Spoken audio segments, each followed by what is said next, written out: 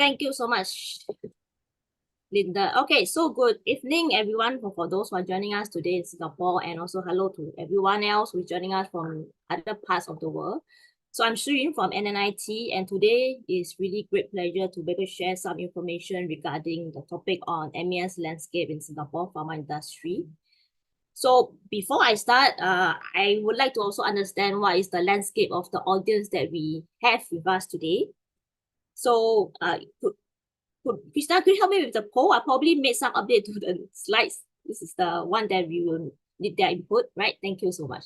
So could you help me to understand what is your experience with MES? Right, just put in your answer here. You could be coming from MES end user, from operations, or from quality assurance, or you could be from supporting MES recipe designer perspective, or you could also be doing MES system support, right, from sysadmin or infrastructure perspective, or you could also be totally new to MES. That's why you're here to understand more about it. So we will probably leave this poll open for a minute, so please share with us.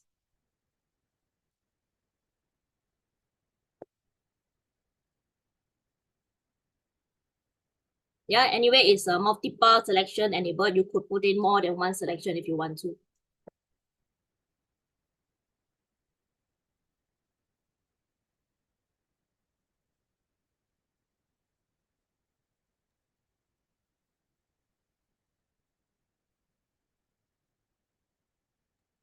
I think we give it Okay. Oh, okay, sorry. Sorry.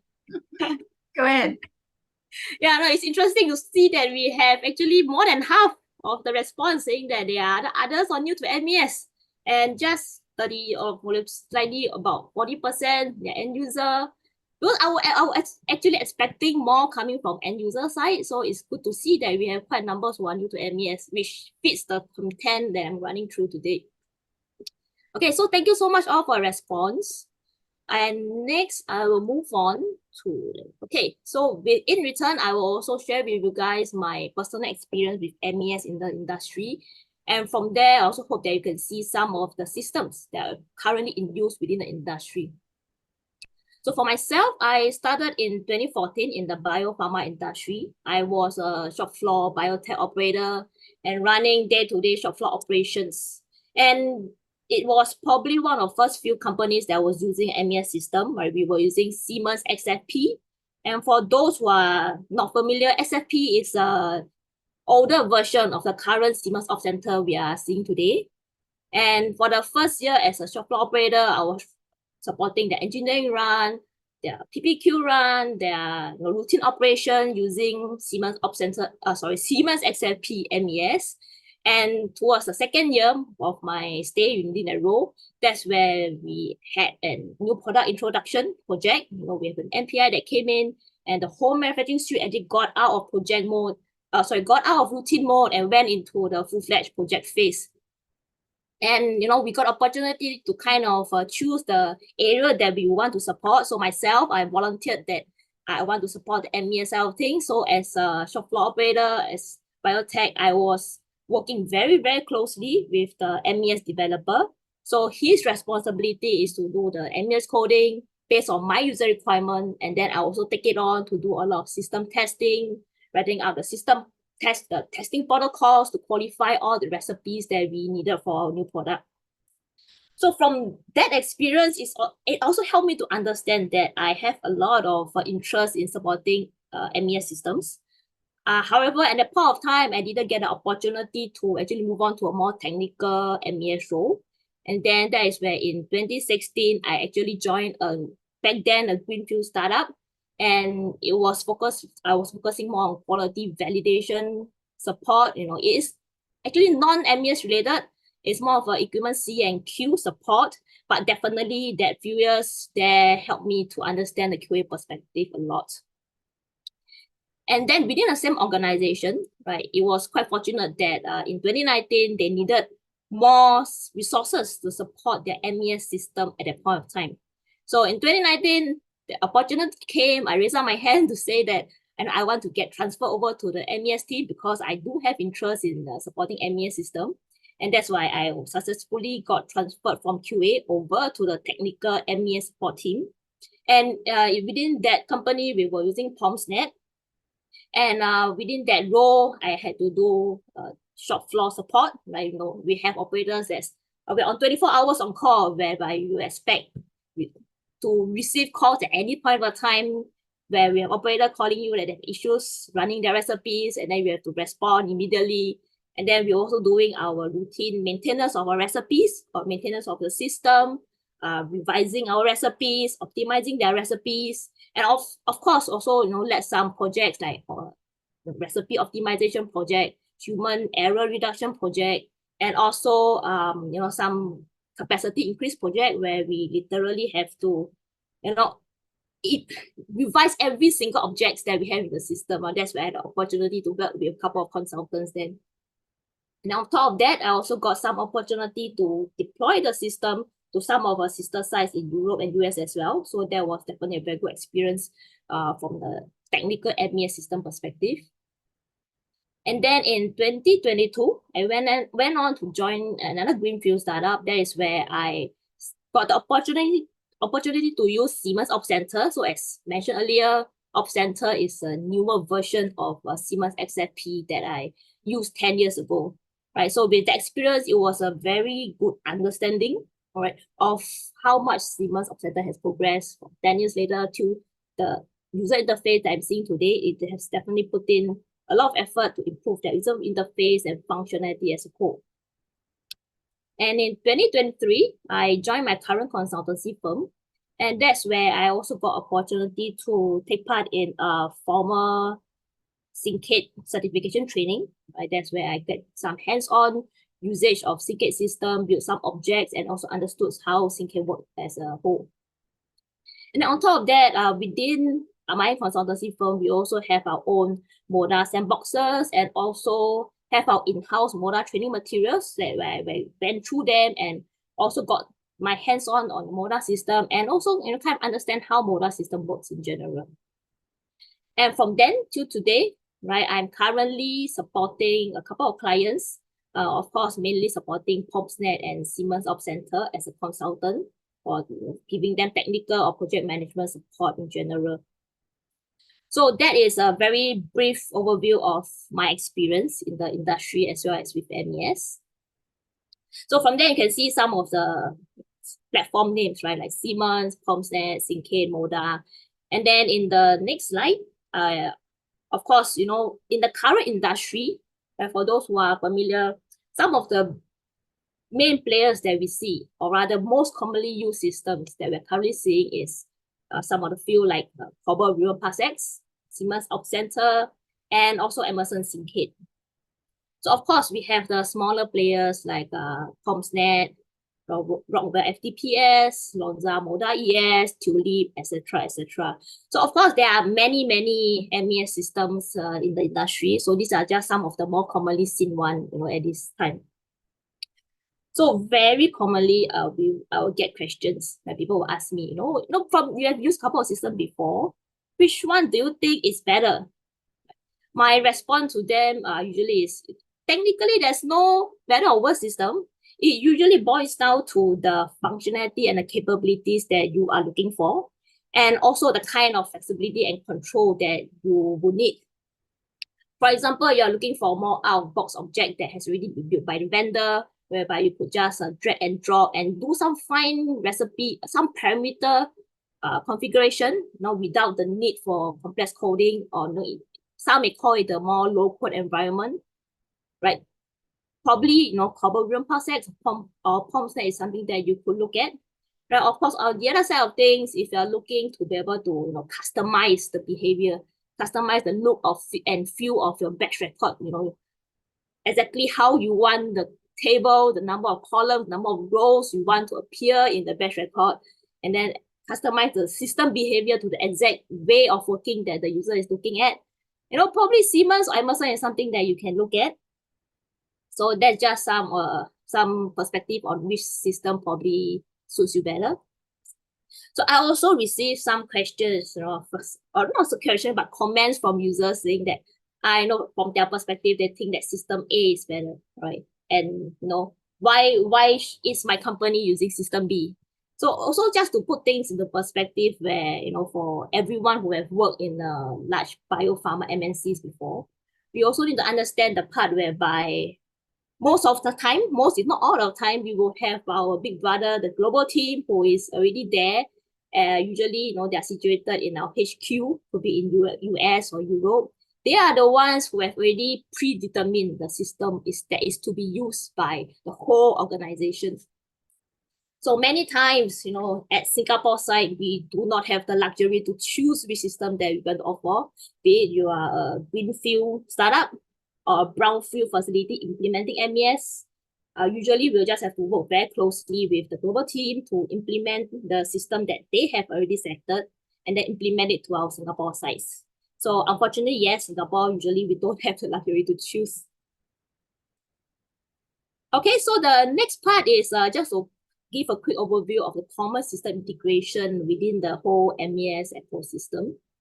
So here we have MES. And for those who are familiar with the ISA 95 integration framework, so MES is actually right in the middle of a level 3 system. And that means that we are able to integrate with the level 4 ERP system. And that's where you will use it to manage your process orders, your inventory management, your material management, etc. And on the other hand, that's where we are also able to integrate with the level 1, level 2 shop floor systems. For example, your DCS, your Delta V, taking for example, that's where your automation recipes resides in, and then that is the one that's controlling your actual shop floor equipment. And with all this data, usually that will be stored in your data historian system, for example, or SciPy. So like ERP, DCS, data historian, they are usually the more critical systems and more value added system that MES will usually strive to integrate with first. But of course, in addition, there are also many other systems that MES can talk to. So at enterprise level, we could have our LIMS for sample management. We can also have our QMS, for example, your document management system, your training system, your deviation management system, right? And then also your equipment preventive maintenance system that captures your calibration or maintenance status. And also data lake that we could probably use it for data analytics. So of course, at shop floor layer, we can also integrate MES with the PLCs and also some of the shop floor IPC equipment. So I'll talk more about this in terms of what it can do in the next slide, where I will run through one example of MES maturity model, such where we'll see how an organization can move from paper to mild integration to full integration. So for example, you are now in a company that's using paper batch record, full paper batch record, right? And you're looking at to implement the MES in a phased manner. So for a start, you could think of, you could implement MES such that to use it for equipment and material management first. And that could mean that you probably would be running on a more of a hybrid approach where your process instruction will probably still resides on your paper. And then you will use your MES system to manage your equipment statuses, such that you could then, get rid of your paper equipment logbooks. And the first system that MES would usually be integrated to will be your ERP. As mentioned, it can then manage your process orders, inventory, and material information. And on top of that, right, when with scales and printer management, that is where we can also use it for weigh and dispense management for a start. And then moving on, of course, when we are more or less stabilized, then we can then look at really obsoleting our paper batch record. So that's where you transfer all your process instruction from your existing paper into the system.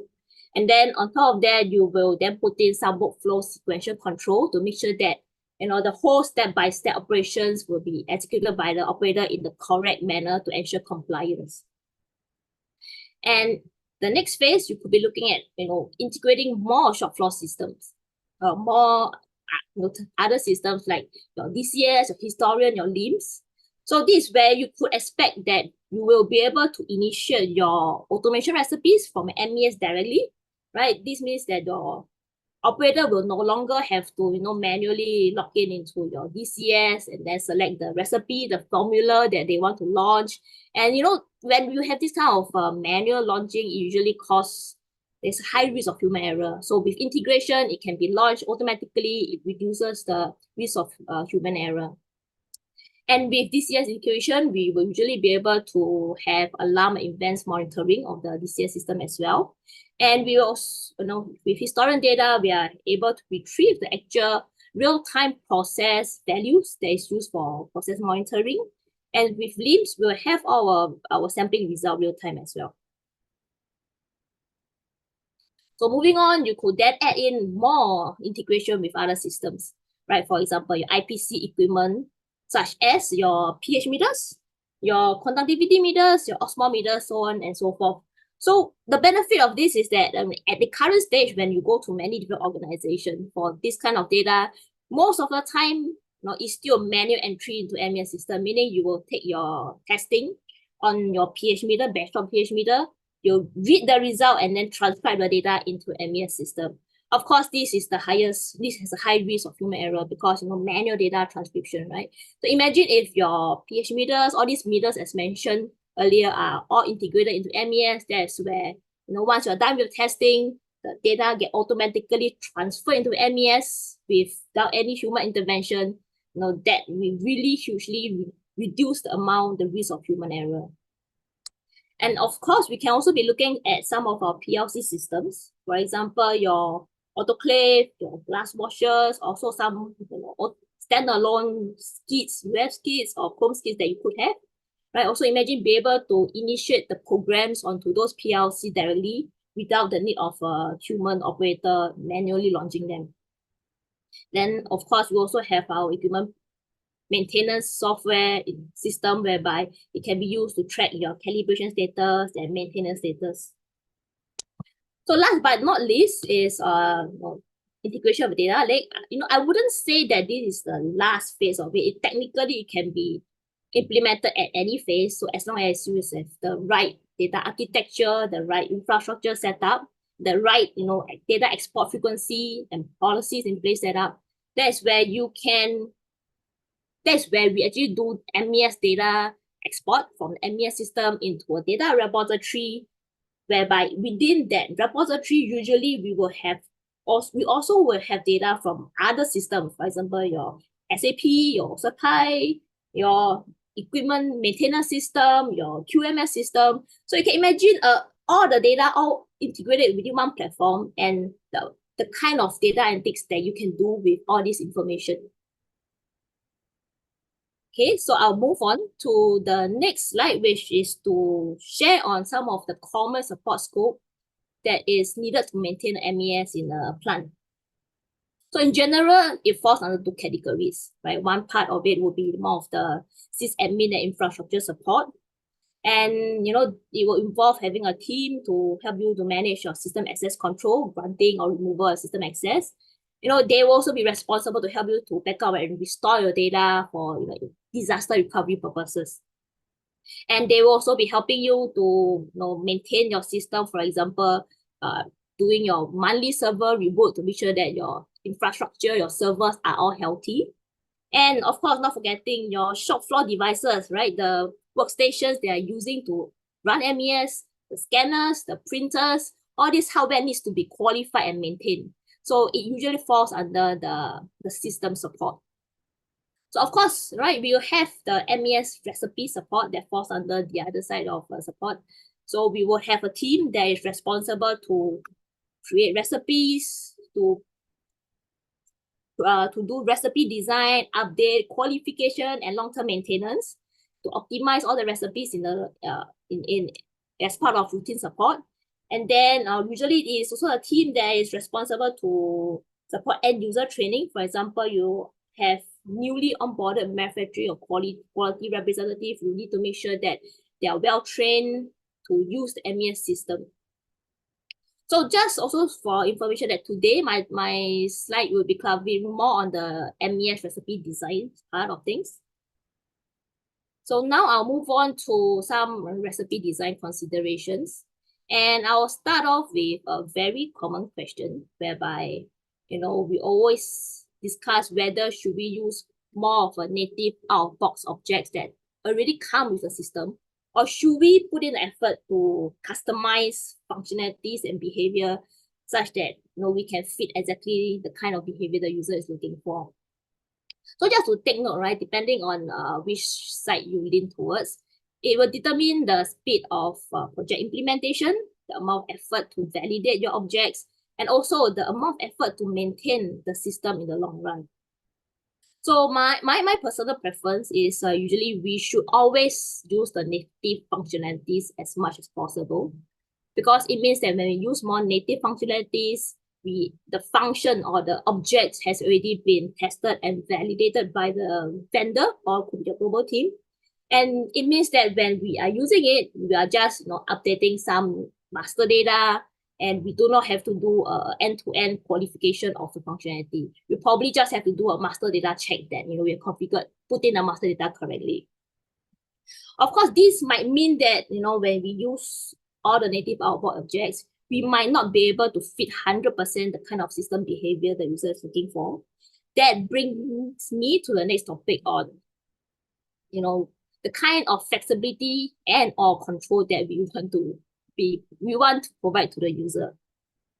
So I hope that many people in the audience today can understand that the more flexibility or the more system control that the user requests for, many times it may lead to more complex coding and more complex design that in general it leads to a higher cost of maintenance. And for those who have supported MES projects before, right, as a recipe author, and you would have encountered users who will tell you, right, I want to be able to do many things at the same time, and on top of that, I want the system to control all these operations such that it is executed in a exact specific sequence and in a very compliant manner. So my approach to this will usually that I will weigh the value versus the effort of implementing this kind of request. And I will first understand from the user, with this kind of user requirement, how much value can this actually bring?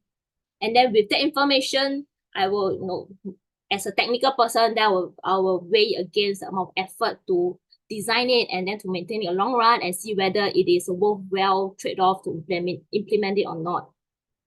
So just taking, for example, right, let's say at the current state, we have a few that is manual entry by an operator, and historical data has shown that it has led to many exceptions due to incorrect entry, such that, within one batch, we have a lot of exceptions.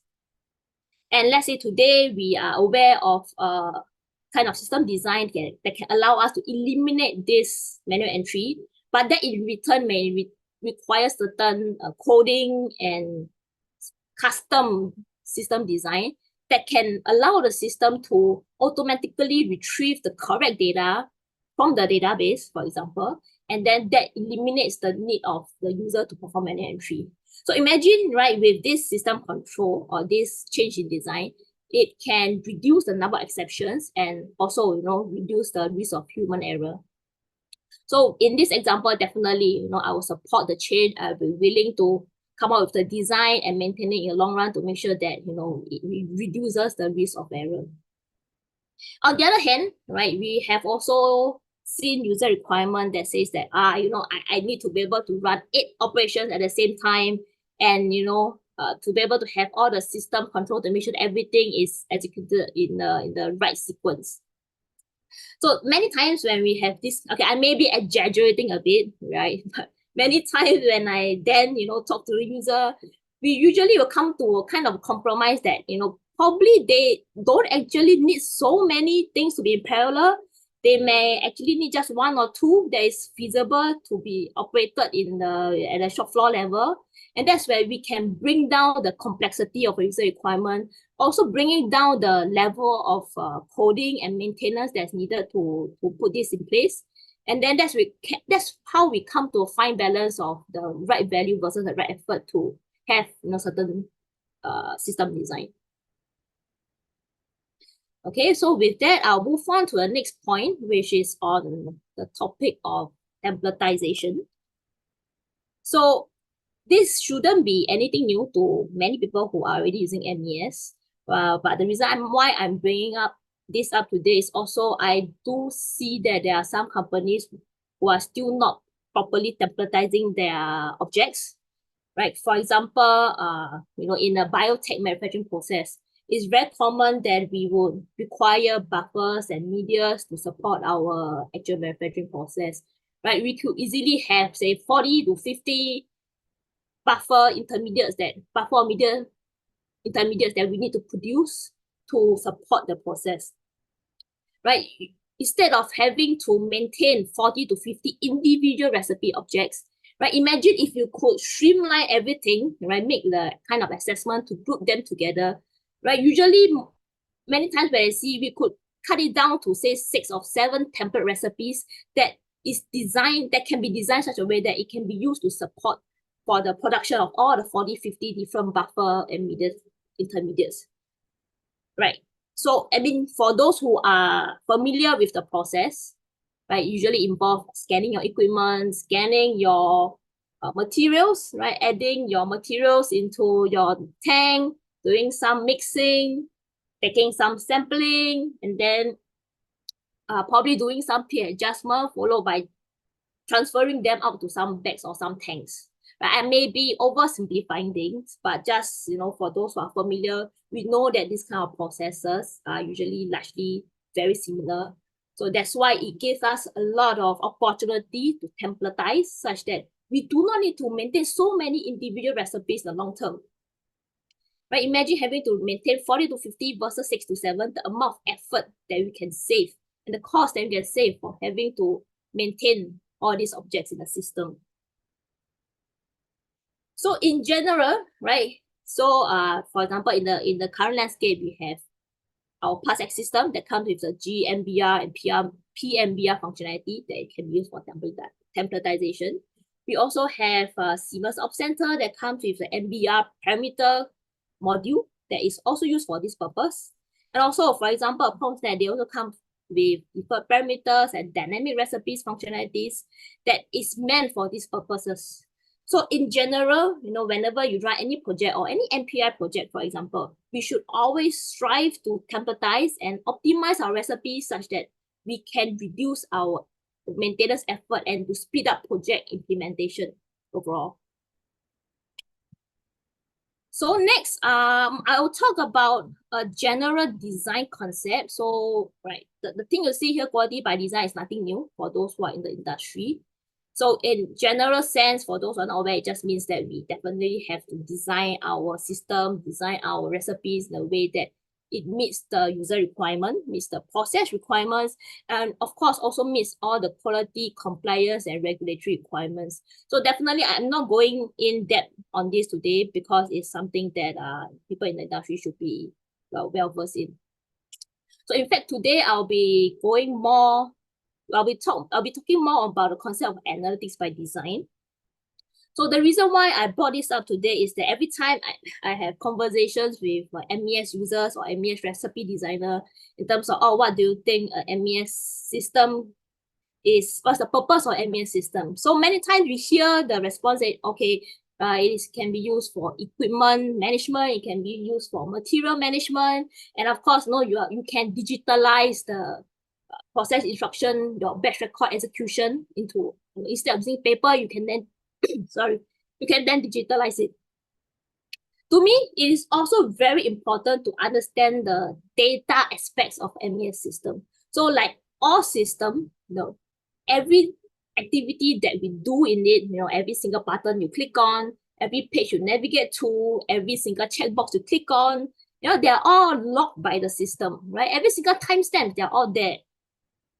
So we should always understand that it's very important to also understand how MES data can be or will be used by the business user that potentially can help them to optimize their processes. Right? Taking, for example, when we have our executed batches, we will have our start and end time of operation recorded in the system. Right? If you take all this duration, you could probably look at all the cycle time of the operations and then understand where are the potential bottlenecks that we are looking at. And then in turn, right, you can use the information to optimize your process. And of course, with all the real-time process data monitoring, right, we are retrieving all our process data real-time. That's where you can do all the real-time monitoring without having to manually transcribe the data from some other systems. And with MES, you always comes with exception management, whereby the system will generate an exception due to any system error, any human error, any process errors. And imagine if you pull out all this exception data, right, and then do some analysis on it, you could probably tell you, oh, how many percentage of human errors are there, how many percentage of the exceptions are due to system errors, how many percentage are due to actual process errors. That's where you can see, where are all the room for improvement in your manufacturing process. And also one thing that I always like to share, right? So when we come to an process deviation investigation, there are some times, where you need to do retrospective assessment, impact assessment of all the batches that you have executed before. So imagine if you're running on paper, you can imagine a team of people in an archival room, right, pulling out all your file folders of your paper batch record, and then, recording all the data that they need for their impact assessment. And even for companies already using MES system, right, I have seen many times where the users will be, opening the PDF report of every single batches, and then manually transcribing all the data from the PDF to the Excel, and then, doing all the analysis that they need to. So just to keep in mind that, all this execution data, right, after it has been executed, everything is already in the database. So usually what you have to do is to reach out to someone that already has the database access. That's where, that support person could usually run the query onto a database, and he will be able to generate the whole historical execution data within 5 to 10 minutes, right? And then it eliminates the need for you to perform all the manual data retrieval. So imagine the time that you can save from being understand how data can help us in general. So analytics by design, right, in general, is very important for us to have conversations with our stakeholders. For example, your manufacturing personnel, your quality team, your MSAT team, your even supply chain warehouse, right? They are all potential users of MES data. We should strive to understand what kind of data can help them to optimize their processes. And then with that in mind, when we're implementing new recipes or implementing new projects, we should always think of how we can design our objects in such a way that it can generate useful, clean, and structured data that can be easily extracted and used by all these end users to perform the kind of data analysis such that they can optimize their process in the long term. Okay, so with that, right, I'll move on to another topic that is to share with you guys some of the common discussions I always have with some of my MES friends and some of my clients. So a very common, some of the topics that we usually talk about is that generally there is a lack of MES resources in the industry. And, there is a knowledge gap between the operations and the technical MES team, right? Or, as mentioned, we are all governed by our global at our HQ, and then they have a certain set of expectations on how the site works, our business, our way of working. And of course, how should we manage when the system is down? So for a start, I will talk about these 2 points first, because in general, they are related to the topic on skill sets. And with that, here comes another poll. So I would also like to understand from everyone here, right, in terms of your perspective, which is more important for a MES resource? Is IT technical coding experience more important, or is manufacturing business process understanding more important? So yeah, please put in your response.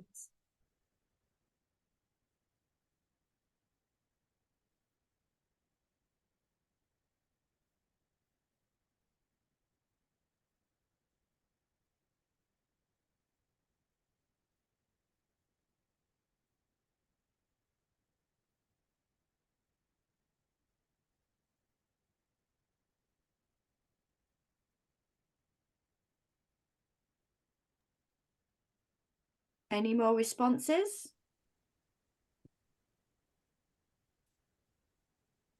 So from here, it looks like only 4 people are replying. Can you see that, Shi Yun? No, I can't actually. Oh, okay. So right now we've got five responses. So give everyone a few more seconds, please. If you can reply on that poll.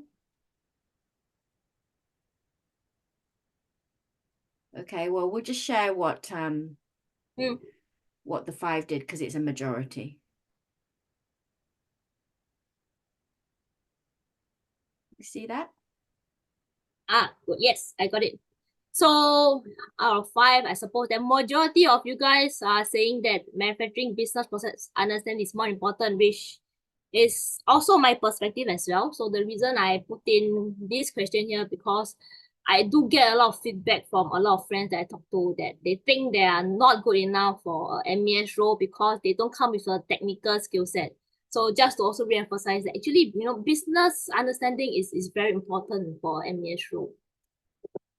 Okay, with that, I'll move on to share with regard to my personal perspective on what I think will be very good, important skill set for MES resource. So for a junior resource, as mentioned earlier, it's very important to understand manufacturing processes. Right? Some of you guys may find it hard to understand. That's where probably you could try to get some time to go onto the shop floor, watch how the operators are using the system, how are they executing the recipes, and how are they running the operation. That definitely can help you to better understand how to design a recipe with the best user experience. And of course, you will have, when you have access to the system, that's your course role is to perform recipe design, recipe creation, be able to perform recipe update in general, and also be able to do all the general master data management. So as a MES resource, you will also always be expected to perform troubleshooting. That's where users will call you to get your help to get some information on how to proceed if they see any errors, right? You definitely need to be able to perform basic troubleshooting via the front-end UI. And should also be able to lead some smaller scale projects like recipe optimization, human error reduction projects, and things like that. So coming back to the topic on technical skill set, so for those that don't have the actual programming or IT technical coding support, so this is where it's very important for many people now to learn to be able to use generative AI to your support, right? To support what you're doing. Because in this day and age, right, you can just use your ChatGPT to help you to describe all the codes that you're seeing, to be able to optimize your code, and even to write out your code from scratch. So definitely do not be worried about not coming with technical support. Just that you need to make sure that you are good at utilizing this kind of AI tools to help you. But also just to take note, right? I mentioned ChatGPT just now. Just we have to be very careful that the OpenAI ChatGPT is open source. We should always avoid putting our proprietary data into that platform. So many organizations I see they have their in-house enterprise generative AI. That is where you can then, put in your data in there for the system to help you at ease, right? Do not have to worry about data leakage. So just think on that aspect.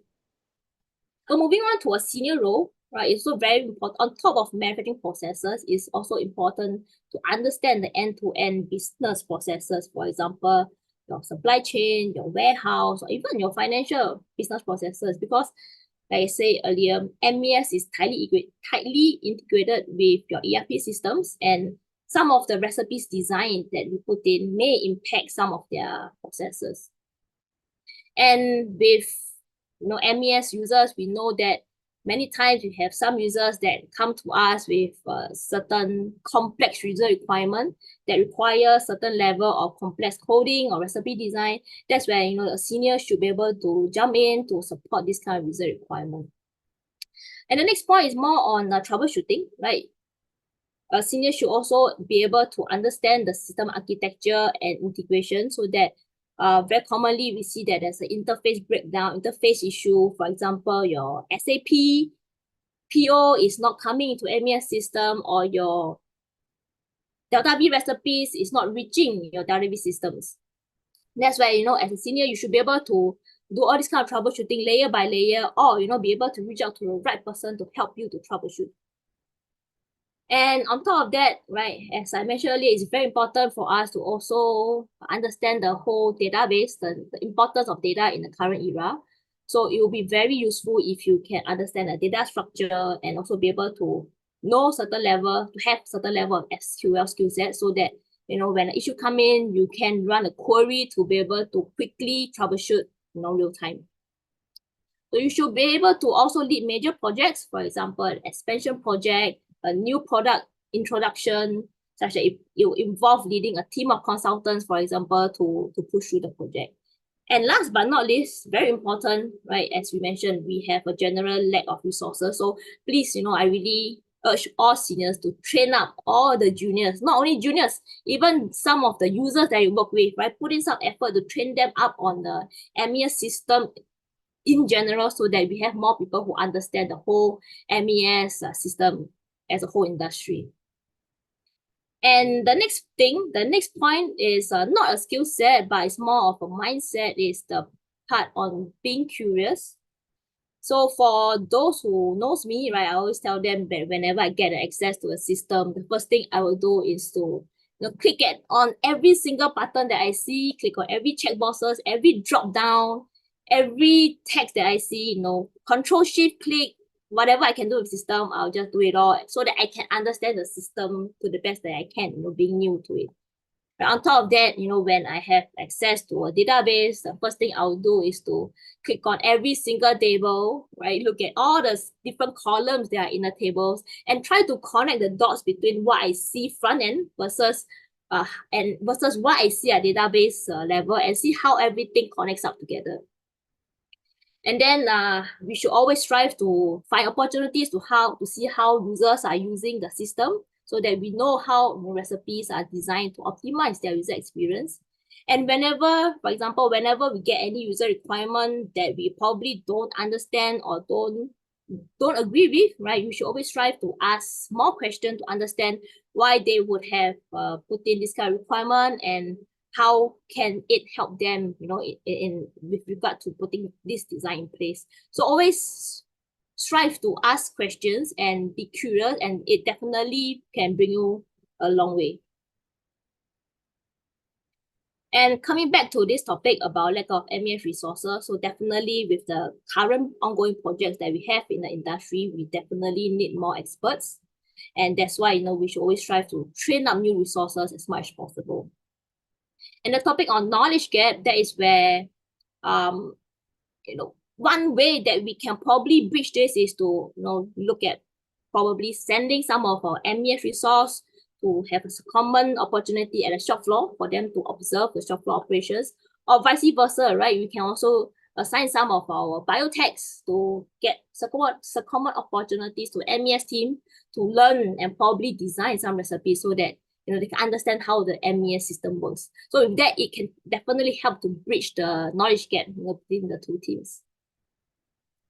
So the next point on global alignment and expectation. So in general, there are usually two approaches, right? One is we have a global team that expect full alignment with them, where say, there's just one way of doing it and that is their way. Unfortunately, if you are in that scenario, we have no choice. We have to follow their directions.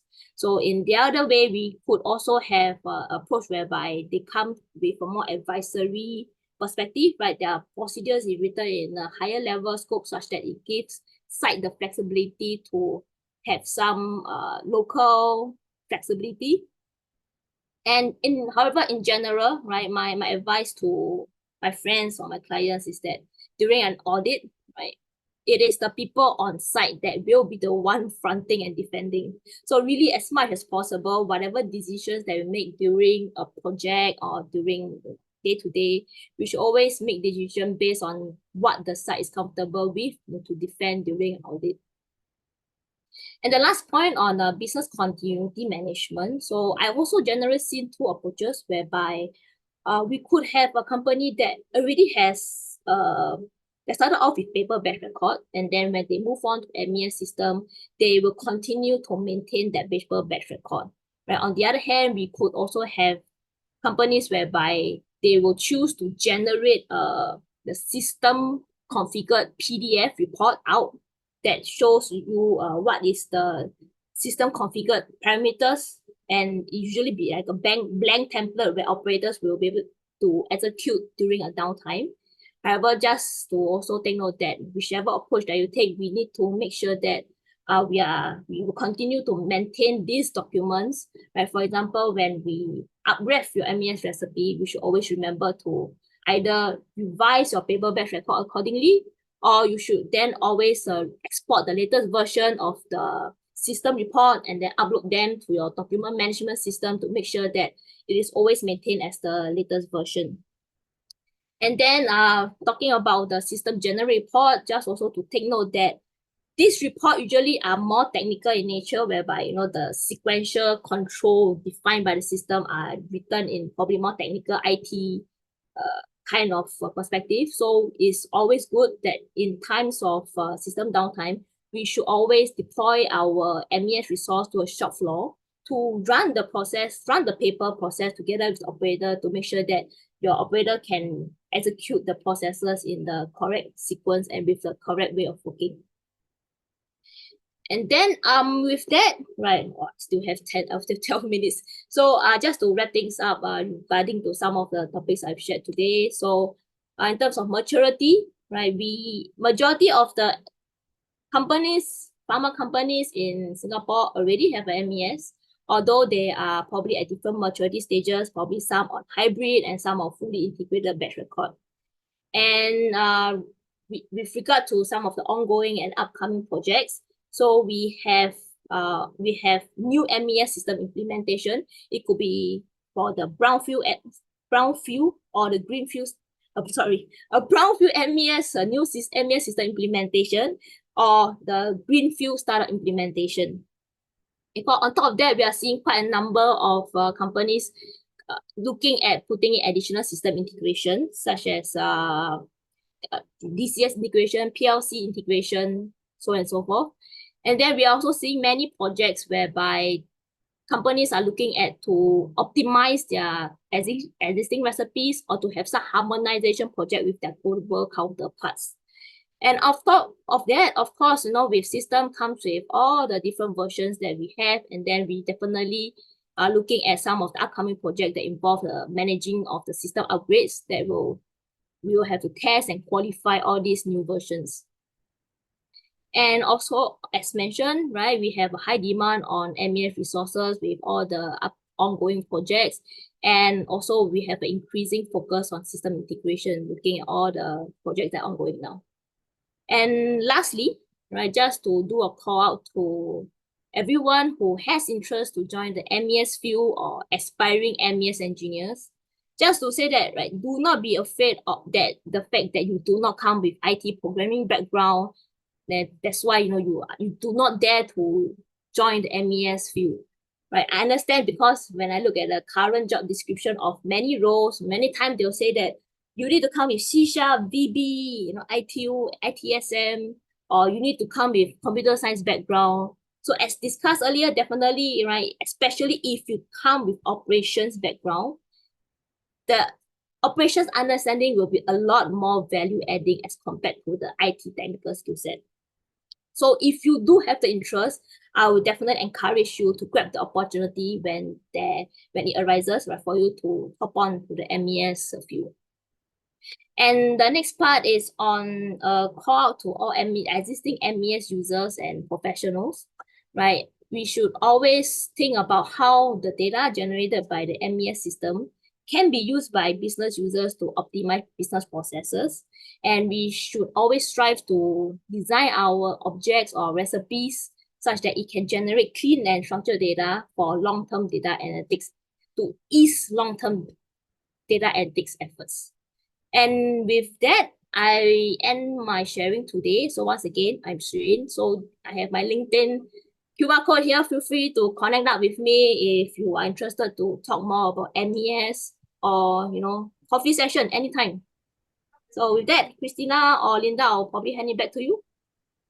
Thank you very much, Shi Yun. That was a really interesting and lively presentation. Does anyone have any questions? We didn't get any questions in the chat just earlier, but if you'd like to ask a question, please unmute yourself.